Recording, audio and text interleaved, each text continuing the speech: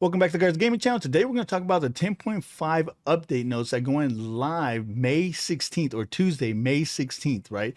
And I'm telling you right now, there wasn't a lot of changes, but some of the changes that they did do are very interesting. But hey, man, without any further ado, let's get into it.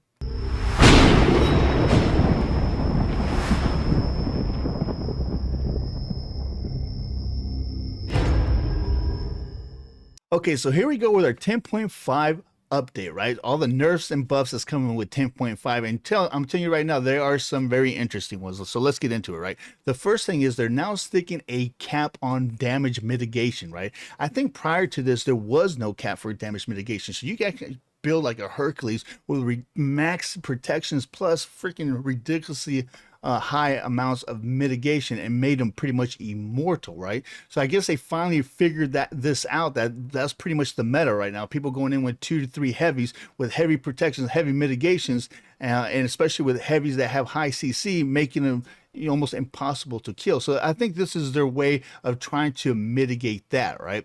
So now what's going to end up happening is damage mitigation from items are now capped at 25%.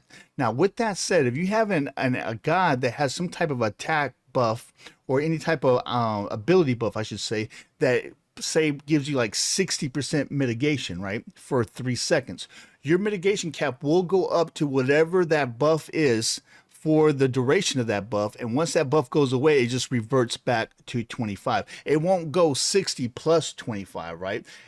All it will do is just raise your mitigation to the highest level from any type buff. And say you had 15% mitigations, after your 60% mitigation buff is over, it'll go back down to 15, right? You won't have 75% mitigation. So I thought I'd explain that just in case people were confused. So that's very interesting. Now, Blood Force, this is actually a very interesting revert, right? So in 10.4, I think it was the 10.4 bonus update, the one before this update, right? They ended up nerfing Blood Force, and they ended up taking away 3 movement speed from the passive when your shield is active, right? And on top of that, they went from, I think Blood Force was already nerfed at 65 power, and then they nerfed it again in the last update to 55 physical power, right? And I guess a lot of people ended up getting mad and actually contacting, giving feedback to Smite and telling them, no, dude, you're killing Blood Force. So what they ended up doing is doing a big revert. So the way it reads now is it's still going to cost 2,600 gold, but you're going to get 75 physical power, 10 life steal, 10% life steal, 7% movement speed, and the passive is the original passive, right? So you still get that 200 shield plus 10 per level, and you also get that 10% movement speed while that shield is active. The only caveat is they took away that 10% attack speed from the item, which I don't think is going to really affect it more, because you're going to end up getting 20 more physical power with this revert. Because remember, they nerfed it down to 55 physical power. Now is back up to 75. I think that's going to be more beneficial to more gods. Now, breastplate or regrowth, they ended up nerfing this one, the cost of it. So now they increased the cost from 2,100 what was before to 2,250.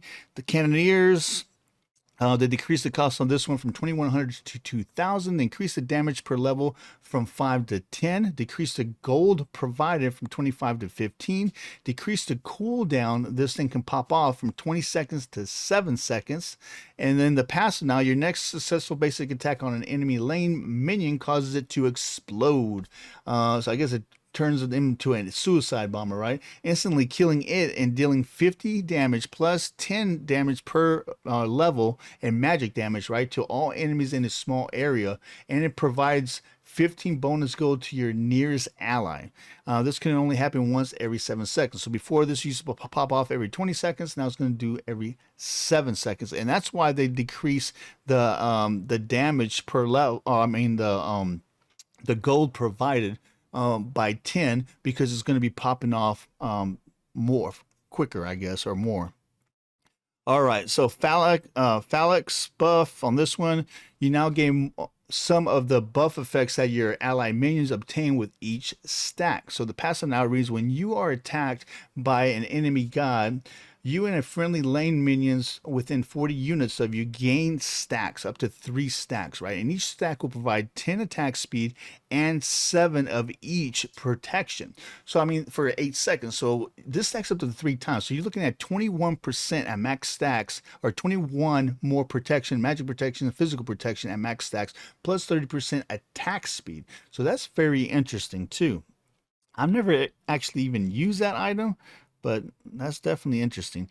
Now, Stone of Gaia. For this one, they reduced the cost from 2250 to 2100, and they decreased the cooldown of this one from 20 seconds to 5 seconds. So they reduced the cooldown by 5 seconds, which is really huge on that item.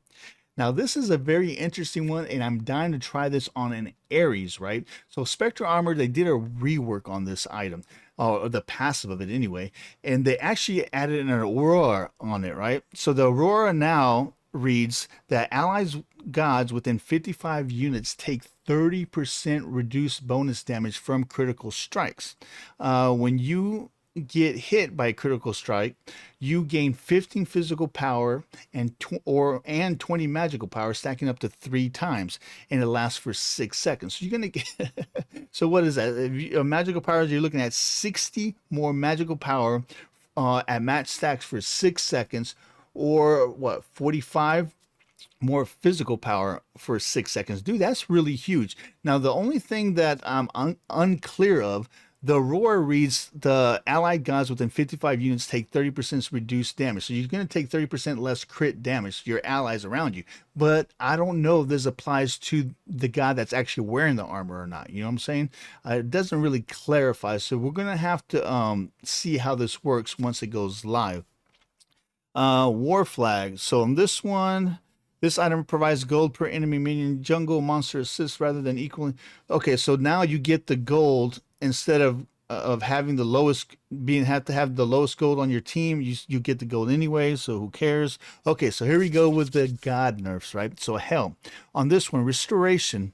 So for restoration, to decrease the self and ally heal from 50, 70, 85, 100, and 115 plus 5 per level to 45, 60, 75, 90, and 105. So it looks like they nerfed it by 10 across the board and by 1 per level, which is actually pretty big, dude. Inspired to decrease the self-healing scaling from 6.5 per level to 5.5 per level. So they took 1 off this one. And then decrease the ally healing from 7, 9, 11, 13, and 15 plus 1.1 per level to 6, 8, 10, 12, 14 plus 0.9 per level. So that's a pretty significant nerf for hell. Yeesh. Okay, so Hercules. This is doesn't sound like much, but if you've seen how quick Hercules can do that combo, you'll understand why the heck they nerfed this one, right? So his diving strike and his earthbreaker got nerfed by 1 second. So that where he hits the ground, makes you go flying, and then he goes into that boom, right? So they ended up nerfing that by 1 second. So he'll be able to do that CC chain 1 second slower, which adds up over time. You know what I'm saying? Now the horse. Now horse is, I don't know why they keep beating this poor guy down. Now don't get me wrong, horse is pretty strong in arena, but they're starting to water him down a little bit too much. You know what I'm saying? But I mean, it is what it is. So for horse now, his protector surge, they increased the cooldown on this one from 10 seconds to 3 seconds. So they added 3 seconds of cooldown on this item. And as you're going to find out later in this video, they actually did a outside conquest, all other modes outside conquest nerf on this guy too, which is just more salt on the wound, right? Now Vamana, and this guy needed a nerf, especially his ult. Dude, his ult was so freaking strong, but little did I know it was because it was glitched, right? There was a bug to it, and they ended up fixing it. But his clear the path, they increased the cooldown on this one by 1 second, and his colossal fury, they decreased the physical power gain from 60, 70, 80, 90, and 100 to 45, 55, 65, 75, and 85, right? But they fixed the bug where this ability was providing a base amount of shield per tick rather than a percentage of his health per tick, right? So no matter how much health, even if you had, whether you had 2,000 health or, 4,000 health, it didn't matter. You're getting like big old beefy chunk of shield. That's why once he went to his ult, dude, all you could do is just run for your life. It was like Godzilla, man. You had to run for your life because he's just start going and just tear you up, and there's nothing you can do to him, right? So now, Vamana now gains 0.75% of his max health per tick, and his shield is capped off at 1,000 health. So that's very interesting. Now, the first item that pops to mind on this one is going to be the new updated Gem of Isolation, right? I bet you if you had a Cuckoo Clown that had a Gem of Isolation and was able to throw his Whirlwind on him, because you know every time it ticks, it just keeps refreshing that debuff. That you're looking at, I think I'd have to look at it again, but I want to say that the debuff on that was like 50% nerf on shields. So I wonder if this will knock that from 1,000 health to 500 health on shields. If that is the case, dude, that's going to be a huge counter to this ult, which is a pain in the butt. So I'll have to try that out. Okay, so Daji, the Trickster Spirit, they ended up doing is decreasing the cooldown on this one from 17 across the board to now 17, 16.5, 16, 15.5, and 15 seconds. So late game, they're taking away 2 seconds from this ability, which is very big. 2 seconds is a lifetime in Arena, man. Hachiman, man, I'm starting to think that whoever did all these buffs and nerfs is a Hachiman main, because they really hooked up Hachiman in this update. So Master of Arms, right? So his MP5 decreased from 0.3 per level to 0.2 per level, right? Who cares? Here's where it starts getting interesting. Hachiman now gains attack speed per stat. So he gets 2% plus 0.1 per level for each stack at a total of 20 stacks, right? So Hachiman at max stacks now can get an additional 20% attack speed, dude. 20% free attack speed on a hunter is huge, dude. Huge. So that's a very big update for a Hachiman. Now, his Eagle's Eye, they increase the damage from 10, 15, 20, 25, and 30 plus 10%, 110% of your basic attack damage to 20, 30, 40, 50, and 60. So they pretty much doubled the damage, plus gave you 120% of your basic attack damage. So they even added an additional 10%. Dude, that is a gigantic buff for Hachiman.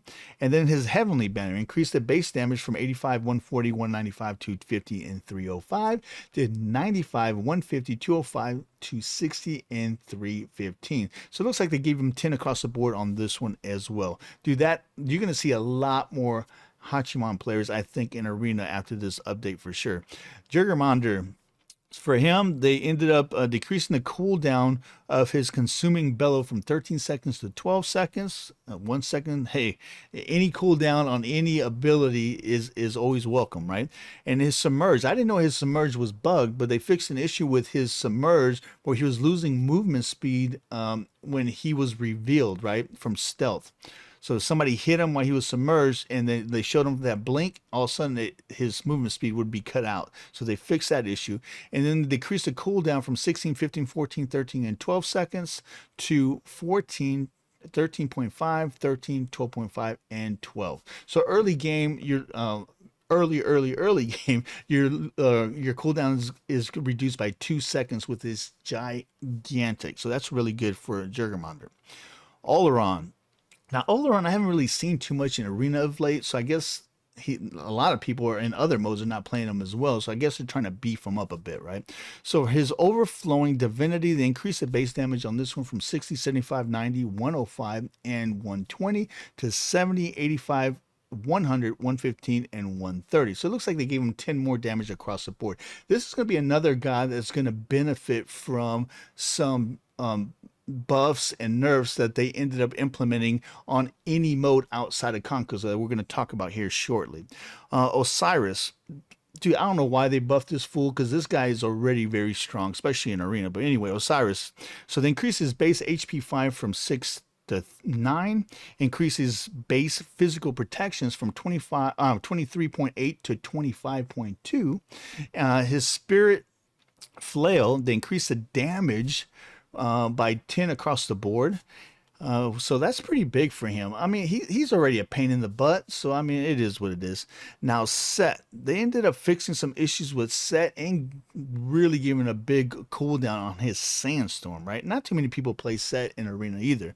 They fixed a bug where the Sandstorm would go into cooldown immediately after teleporting to a spawn of Set. Right? So this caused an issue where the CDR where setup could cast the Sandstorm twice, but the second ability would be just grayed out. It was having issues with it, right? So now what's going to end up happening is that the cooldown will always start after the Sandstorm finishes. So I guess that's how they're able to fix that.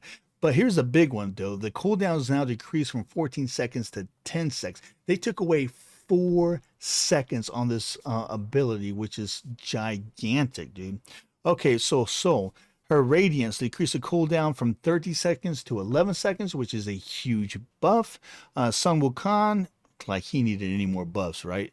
So his the Magic Cudgel, they increased the base damage from 10 across the board on that one, which is pretty big. Sylvanas, they ended up increasing his effectiveness of his heals or his damage against minions by 10%, and his nature's grasp, so they reduced the cooldown on this one from 17, 16, 15, 14, and 13 seconds to 14, 13.5, 13, 12.5, and 12. So the 1 second late game, 3 seconds early game. That is going to be very big for Sylvanas. Tier. Now, this guy is already a pain in the butt. I cannot believe they buffed him, but I mean, it is what it is. His Lawbringer, right? Tyr now has an additional benefit based on the stance that he's in when he does this ability, right? So if he's in guard stance, Tyr now stuns enemies that he hits for 1 second when he lands. So as soon as he lands, everybody's stunned for 1 second. If he's in assault mode, Tyr deals 25% increased damage from this ability if used from assault mode stance. So he gets 25% more damage.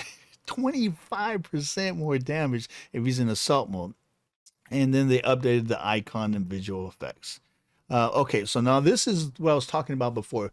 Remember way back when they implemented this chain where they're going to do buffs and nerfs for Conquest, and then they're going to do buffs and nerfs for anything outside of Conquest that wouldn't affect Conquest, but it would affect every other mode. And then they stopped doing that for a long time. They ended up nerfing Nox, Zeus, Apache, and maybe a couple other gods, and then I never heard from it ever since, right? Well, it looks like they're going back to that. So what's going to end up going to happen with Kuzenbo is now Kuzenbo is going to take 5% less damage in any mode outside of Conquest. So Arena, right? We just talk Arena because that's what we play. So Kuzenbo now is going to take 5% less damage in Arena.